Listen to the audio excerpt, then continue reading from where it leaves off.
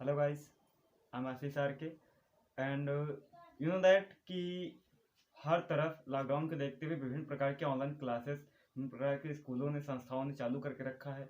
ठीक उसी को ध्यान में रखते हुए मैं आर के क्लासेस की ओर से आपके समझ NCERT पद्धति के हिसाब से आप सभी के समक्ष कक्षा 8 के साइंस का पहला चैप्टर मैं आपके समक्ष लेकर के प्रस्तुत हूँ, जो इस प्रकार है। उस चैप्टर का नाम है क्रॉप प्रोडक्शन एंड मैनेजमेंट। पहला चैप्टर साइंस का क्रॉप प्रोडक्शन एंड मैनेजमेंट, जिसको लेकर इस चैप्टर की जो पहली हेडिंग है वो आपके सामने है क्रॉप, फसल। फसल किसे कहते हैं?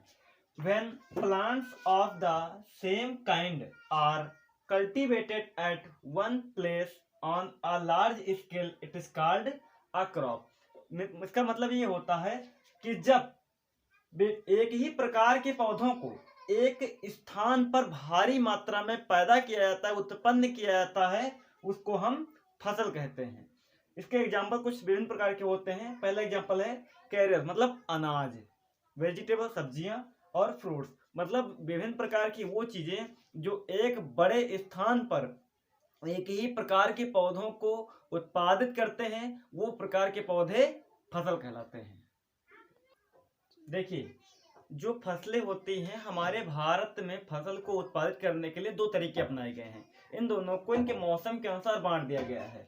क्रॉप्स ऑफ पैटर्न्स, पहला पैटर्न है खरीफ की फसल और दूसरा होता है रबी की फसल। खरीफ की फसल किसे कहते हैं? वह फसल जो बारिश के महीनों में उत्पादित की जाती है, खरीफ की फसल कहलाती है। इसका फसल का जो समय होता है वो जून से लेकर के सितंबर के बीच में होता है। अब आप अंदाजा लगा लीजिए कि ऐसी कौन सी फसलें हैं जो बारिश के मौसम में उत्पादित की जाती हैं। वो फसलें हैं पैडी में धान, मैजी में मक्का और सोयाबीन इत्यादि फसलें होती है, वो खरीफ की फसलें कहलाती हैं। दूसरा पैटर्न फसल को उत्पादित करने का रबी की फसल। रबी की फसल जो होती है वो अक्टूबर से लेकर के मार्च तक के महीने में होती है, और आपको पता है कि अक्टूबर से लेकर के मार्च का महीना ठंडियों का महीना होता है, इसलिए इस फसल को विंटर सीजन की फसल भी कहा जाता है। अब आप स्वयं निष्कासित कीजिए कि कौन सी फसलें हैं जो विंटर सीजन में पैदा होती हैं। एग्जाम्पल के लिए व्हीट, गेहूं पैदा होता है, पी मटर और मस्टर्ड सरसों इत्यादि फसलें पैदा की जाती हैं। हम चैप्टर में आगे बढ़ते हैं। Basic practice of crop production, मतलब कि किस प्रकार से वो सामान्य चीजें, वो सामान्य तरीके जिससे फसल को उत्पादित किया जाता है, इनको मैंने क्या किया है कि इसको 7 चीजों में डिवाइड करके रख दिया है कि फसल कैसे उत्पाद किया। फसल में उत्पाद करने से पहले सबसे पहले हेडिंग है प्रिपरेशन ऑफ सॉइल, मतलब मिट्टी को कैसे तैयार किया जाता है। उसके बाद में मिट्टी तैयार करने के बाद सोविंग, बीज को कैसे बोया जाए। एडिंग मिनरल फर्टिलाइजर्स, अर्थात उस खेतों में, उस मिट्टी में, उस बीज में विभिन्न प्रकार की खादों को मिलाना।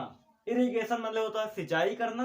प्रोटेक्शन फ्रॉम बीड्स, विभिन्न प्रकार के खरपतवार नाशी से, कीड़े मकोड़े से, विभिन्न प्रकार के खरपतवार से खेत की सुरक्षा करना। हार्वेस्टिंग, अंत में कटाई करना, और फिर स्टोरेज, और उसको गोदाम में सुरक्षित रखना। चलिए आगे जो दिया गया है, अब हम पहली हेडिंग की बात करते हैं, प्रिपरेशन ऑफ सॉइल, मिट्टी को कैसे तैयार किया जाता है। देखिए, मिट्टी को तैयार करने के लिए मिट्टी क्यों तैयार किया, उसका प्रोसेस क्या होता है। The process of loosening and turning of the soil is called tilling और प्लगिंग, मतलब मिट्टी को भुरभुरी और उल्ट पटल करके जो खुदाई की जाती है, इस प्रक्रिया को या तो खेत की जुताई करना कहते हैं और या फिर मड़ाई करना कहते हैं। इसको खेत को जोतना कहते हैं। आइए आगे चलते हैं। देखिए, खेतों में जुताई करने के लिए हमको विभिन्न प्रकार के हथियारों के औजारों की आवश्यकता होती है। प्राचीन काल में जो औजारों का प्रयोग किया जाता था उसमें सबसे पहला नाम था प्लग। प्लग की हिंदी होती है हल। हल को घोड़े के, ऊंट के और बैलों की दो जोड़ी मतलब दो जानवरों को एक साथ जोड़ करके उनके कंधों पर लकड़ी के एक हल को रखा जाता था और उससे खेतों की जुताई की जाती थी, जो कुछ इस प्रकार से बना होता था। ये वो हल है जिसके पहले हैंडल को बीम कहा जाता है, और इसके मध्य का जो हैंडल जो उसको पकड़ता है उसको हम प्लग शाफ्ट बोलते हैं, और सबसे नीचे जिसमें खुरपी लगी होती है आयरन की जो जोतने का कार्य करते हैं उसको प्लग शेर कहते हैं। इसके बाद जो आता है वो होता है होई। होई भी हल के आकार का ही एक औजार होता है जो कि जानवरों के द्वारा प्रयोग किया जाता था। अंतर क्या होता है प्लग और होई में कि ये लकड़ी का बना होता था और होई आयरन का बना होता है, लोहे का बना होता है। और आज के समय में, आज के मॉडर्न के समय में जो नए परिवर्तन है उसके स्वरूप ट्रैक्टर के द्वारा जुताई की जाती है, बहुत कम समय में बहुत ज्यादा जुताई कर ली जाती है। और वो औजार है कल्टीवेटर। कल्टीवेटर के द्वारा, ट्रैक्टरों के द्वारा पूरी खेतों की जुताई कर ली जाती है बहुत ही आसानी तरीके से। देखिए दूसरी जो हेडिंग है वो है सोइंग। सोइंग मतलब बीज को बोना। देखिए बीज को बोने से पहले हमको बीज का चुनाव करना अति आवश्यक होता है। बीज का चुनाव करने के लिए हमको यह आवश्यक होता है कि बीज हेल्दी होना चाहिए, जो सीड है वो अच्छा होना चाहिए, उच्च क्वालिटी का होना चाहिए, ताकि और स्वस्थ भी होना चाहिए, ताकि वो अच्छे तरीके से फसल को उपजाऊ कर सके। इसमें बोने के लिए सबसे पहला जो हथियार होता है स्पीड ड्रिल। स्पीड ड्रिल एक ट्रैक्टर से चलने वाली वह मशीन होती है जिसके द्वारा आप आसानी से बीजों को एक निश्चित दूरी पर बो देते हैं। और जैसे आलू बोने की मशीन हो गई, गन्ना बोने की मशीन, इस प्रकार से मशीनें होती हैं जो निश्चित दूरी पर बहुत ही गहराई में, मिट्टी के गहराई में बीजों को आसानी से बोने का कार्य करती है।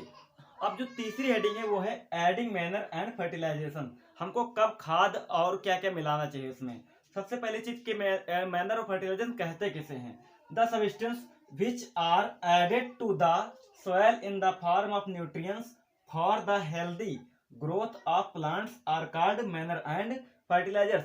मतलब है कि वे विभिन्न प्रकार के पदार्थ जिनको हम मिट्टी में न्यूट्रिएंट्स के साथ मिलाते हैं अच्छी बीजों के साथ पौधों को अच्छा उत्पन्न करने के लिए, यह प्रक्रिया है, यह प्रोसेस फर्टिलाइजर या मैनर कहलाता है। जो विभिन्न प्रकार के आप खाद डालते हैं उसी को हम फर्टिलाइजर बोलते हैं। ये खाद फैक्ट्री की खाद के साथ साथ हमारे खेतों में जो धूल में जो पेड़ों की पत्तियां होती है, सड़े पदार्थ होते हैं, सड़े भोजन बेकार होता है, ये सारी चीजें ह्यूमस का काम करती है, ये भी फर्टिलाइजर मैनर के रूप में काम करती है। देखिए अगली हेडिंग है इरिगेशन। इरिगेशन मतलब सिंचाई। सिंचाई कब, कैसे और कैसे की जाती है। सबसे पहले सिंचाई के साधन क्या क्या है। हमारे देश में जो सिंचाई के साधन है वो आमतौर पर सोर्स ऑफ इरिगेशन, सिंचाई के साधन है रिवर्स, नदी, पौंड, तालाब, वेल, कुआं, कैनल मतलब नहर, डैम, बांध, लेक्स में झीलें इत्यादि, और बहुत सारे साधन जिसे हम इसके द्वारा सिंचाई करते हैं। लेकिन वे कौन कौन से तरीके इसके द्वारा सिंचाई की जाती है। प्राचीन समय में जो सिंचाई की जाती थी वो सिंचाई का मेथड था रहट।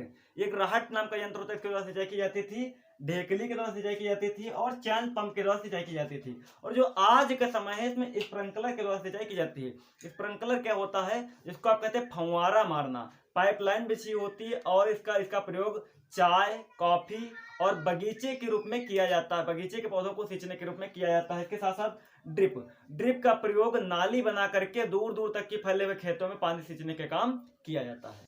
देखिए अगली जो हेडिंग है प्रोटेक्शन फ्रॉम वीड्स। वीड्स मतलब होता है, वीड मतलब होता है जो विभिन्न प्रकार के अन्य पौधे जो अनुपयोगी होते हैं, खरपतवार जो हमारे खेतों में उगाते हैं उसको हम वीड बोलते हैं, या कीड़े मकोड़े होते हैं उनको हम वीड बोला जाता है। इसको दूर कैसे कहता है, weed are control by using certain chemicals are called weedicide. मतलब इनको हम एक रासायनिक केमिकल के द्वारा, रासायनिक दवाइयों के द्वारा विभिन्न प्रकार के खरपतवारों को और कीटनाशकों को दूर कर सकते हैं।